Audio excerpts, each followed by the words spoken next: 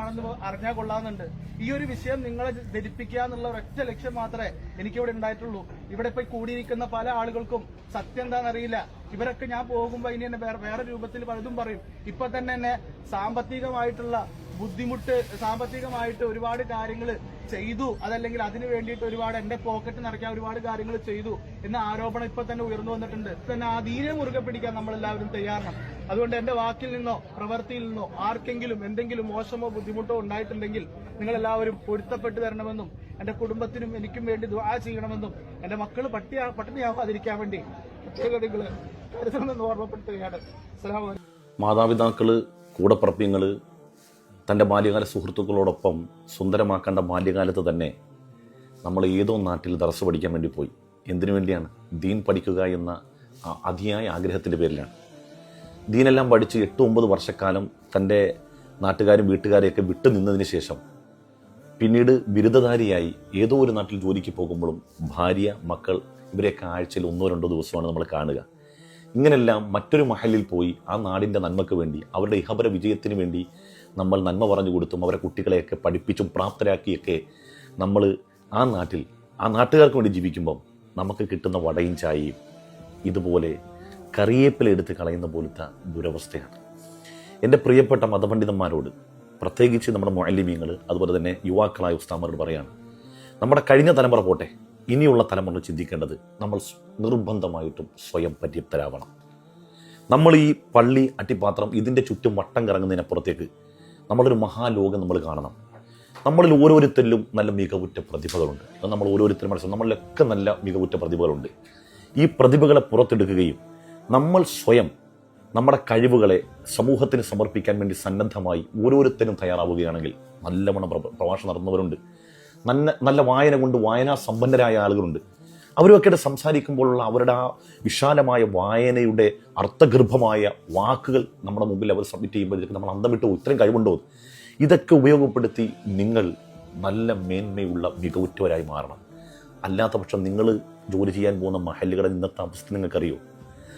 നല്ല കമ്മിറ്റിക്കാരുണ്ട്, അള്ളാഹുവിൻ്റെ ദീനിന് വേണ്ടി ആത്മാർത്ഥമായി ഇഖ്ലാസോട് കൂടി സേവനം ചെയ്യുന്നവരുണ്ട്. ഇപ്പം ഞാൻ ഈ നിൽക്കുന്ന പള്ളി, ഇപ്പോൾ ഇവിടെ ജോലി ചെയ്യുന്നതുകൊണ്ട് പറയില്ല, ഇവിടെ വ്യാഴാഴ്ച തന്നെ ഇവിടുത്തെ പള്ളിയിലെ കമ്മിറ്റിക്കാർ ഇവരാണ് ഇവിടുത്തെ ബാത്റൂം മറ്റുമൊക്കെ കഴുകുകയും വൃത്തിയാക്കുകയും ഇതുമായി ബന്ധപ്പെട്ട കാര്യങ്ങളൊക്കെ ചെയ്യുന്നത്.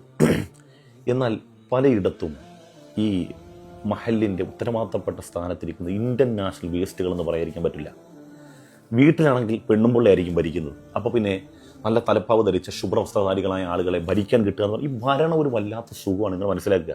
ഈ ഭരിച്ചുകൊണ്ട് നടക്കുക എന്ന് പറഞ്ഞാൽ പരിപാലനമല്ല, ഈ ഭരിക്കുക എന്ന് പറഞ്ഞാൽ 4 ആളെ ഭരിക്കുക എന്ന് പറഞ്ഞാൽ അത് വല്ലാത്തൊരു രസമാണ്. ആ ലഹരി പിടിച്ച മനുഷ്യന്മാരെ സംബന്ധിച്ചിടത്തോളം അവരുടെ മുമ്പിൽ നമ്മൾ 10-14 ശമ്പളത്തിന് ജോലി ചെയ്യുന്ന വെറും ജോലിക്കാർ മാത്രമാണ്. അവർ നമ്മൾ അങ്ങോട്ടിട്ട് തട്ടും ഇങ്ങോട്ട്.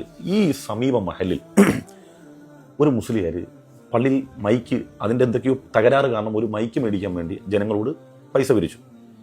കമ്മിറ്റിക്കാരെ പൈസ ഏൽപ്പിച്ചു. അതിൻ്റെ ആ ലക്ഷ്യത്തിൽ നിന്ന് മാറി മറ്റെന്തിനോ വകമാറ്റി ചെലവഴിച്ചു.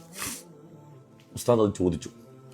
ളുഹർ നമസ്കാരത്തിന് ശേഷം വന്ന ഭക്ഷണം, ആ ഭക്ഷണം കഴിക്കാൻ പോലും സമ്മതിക്കാതെ അദ്ദേഹത്തെ അസറിൻ്റെ മുമ്പ്, അസറിൻ്റെ ജമാഅത്തിനല്ല അസറിൻ്റെ മുമ്പ് ആ ഭക്ഷണം പോലും കഴിപ്പിക്കാതെ അദ്ദേഹത്തിനോട് പറഞ്ഞു വിട്ടു.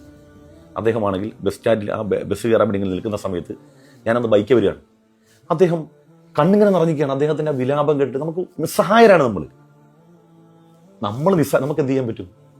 പ്രശ്നം ഉണ്ടാക്കാൻ പറ്റുമോ? പ്രശ്നം ഉണ്ടാക്കിയാൽ നിന്നെ പോക്സോ നിയമപ്രകാരം നിന്നെ അകത്താക്കി കളയും.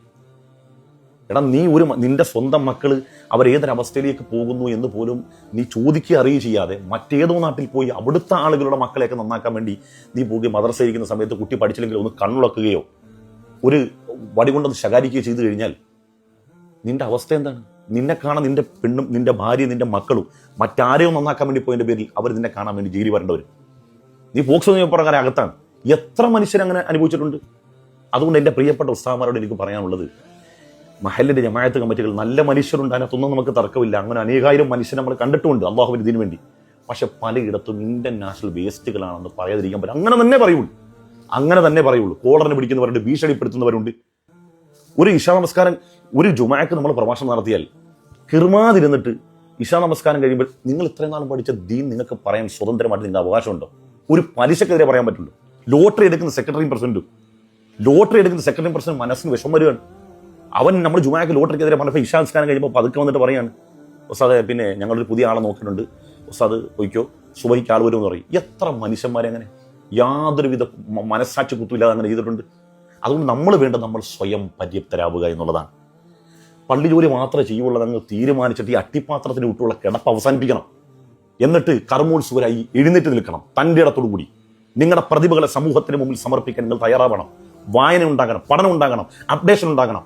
നിങ്ങൾ കടത്തോട്ടിറങ്ങ്. ഇപ്പം ഒരു മുത്താലിമനല്ലേ 3.5 കോടി രൂപയാണ് സ്കോളർഷിപ്പ് കിട്ടിയത്. അത് അദ്ദേഹത്തിന് മാത്രമേ കിട്ടുള്ളൂ. 20 ലക്ഷം രൂപ ശമ്പളം മേടിക്കുന്ന മതപണ്ഡിതന്മാരുണ്ടെന്ന് വിവിധ രാജ്യങ്ങളിൽ. 20 ലക്ഷം രൂപ ശമ്പളം മേടിക്കുന്നവർ.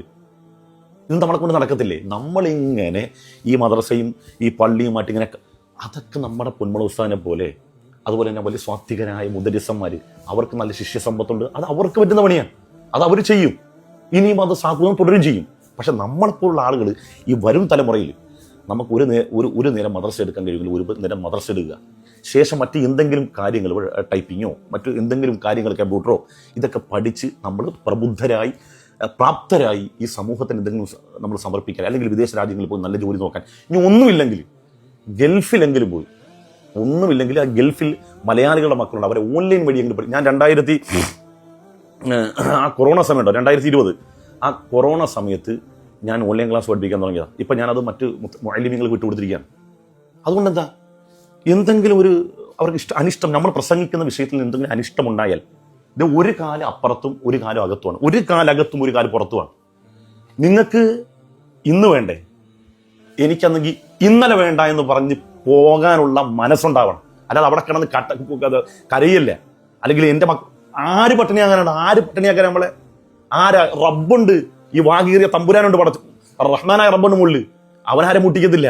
അതുകൊണ്ട് തവക്കുലുണ്ടാകണം. ഒന്നാമത്തെ കാര്യം, അള്ളാഹുവിൽ ബരമേൽപ്പിച്ചുകൊണ്ട് തൻ്റെ ഇടത്തോടു കൂടി ദീന ആത്മാർത്ഥമായി ഇഖ്ലാസോടു കൂടി സേവനം ചെയ്യാൻ സന്നദ്ധമാണോ എങ്കിൽ അള്ളാഹു നമ്മളെ കൈവിടത്തില്ല. അതുകൊണ്ട് എൻ്റെ പ്രിയപ്പെട്ട മുഅല്ലിമീങ്ങളോടൊക്കെ എനിക്ക് പറയാനുള്ളത്, നമ്മളിൽ ഓരോരുത്തരും വിവിധങ്ങളായ പ്രതിഭകളുണ്ട്. ആ പ്രതിഭകൾ ഉപയോഗപ്പെടുത്തുക.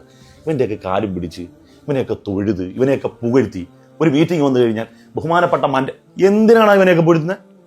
അവൻ ഒരു സ്വാലിഹാണെങ്കിൽ, നല്ല മനുഷ്യനാണെങ്കിൽ അവനെ നീ പൊഴുത്തിക്കോ. ഇമാം ഗസാലി തങ്ങൾ പറഞ്ഞ വൃത്തികെട്ട പണ്ഡിതന്മാരുടെ ഏറ്റവും വലിയ അടയാളം എന്ന് പറഞ്ഞാൽ ഫാസിക്കായ മനുഷ്യനെ നിലനിൽപ്പിന് വേണ്ടി പൂഴ്ത്തി പറയില്ല. ഇമാം ഗസാലി തങ്ങൾ ഇഹിയ എടുത്ത് നോക്ക്. അതുകൊണ്ട് എനിക്ക് പറയാനുള്ളത്, ഇത് അവസാനിക്കുന്ന കാര്യമല്ല. സംഘടനാ പ്രാന്ത് വേറെ. എൻ്റെ സംഘടനയിൽപ്പെട്ടവനല്ല പള്ളിയിൽ വന്നതെങ്കിൽ, ഇമാമ നിൽക്കാൻ വന്നാണെങ്കിൽ അന്ന് പോലെ ഞാൻ സ്രൂ തുടങ്ങും.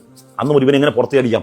എത്ര മുഅല്ലിമീങ്ങളുണ്ട് ആ വസ്ത്രത്തിൻ്റെ ആ ഡ്രസ് കോഡ് മാറ്റിയിട്ട് ഷർട്ടൊക്കെ ഇട്ട് ഉണ്ടാക്കുന്നത്. എന്താണെന്ന് ചോദിച്ചാൽ പറയാണ്, അത് അവിടെ വേറെ സിലബസാണ്, അപ്പോൾ അവന്മാർ അവിടെ നിന്ന് പുറത്താക്കും. അതുകൊണ്ട് ഞാൻ എന്തിനാണ് ഇങ്ങനെ നാണം കെട്ട് ജീവിക്കുന്നത്? അവനവൻ്റെ സ്വത്തം ആരുടെ മുമ്പിലും പണയം വെക്കരുത്. അള്ളാഹു താല എല്ലാവരെയും ഇസ്സത്തിലാക്കട്ടെ. ഞാൻ ഈ പറഞ്ഞു കഴിഞ്ഞ് എൻ്റെ കയ്യിൽ നിന്ന് പോകുന്നുള്ളതുകൊണ്ടാണ് ഇത് കണ്ടപ്പോൾ വലിയ സങ്കടമായി. സാറേ, നിങ്ങളടക്കമുള്ള പ്രയാസം അനുഭവിക്കുന്നവരുണ്ടെങ്കിൽ അവർക്ക് പേഴ്സണലായിട്ട് മെസ്സേജ് അയക്കുക. ഒരു പ്രശ്നമില്ല, ഇൻഷാ അള്ളാഹ് റാഹത്താവും.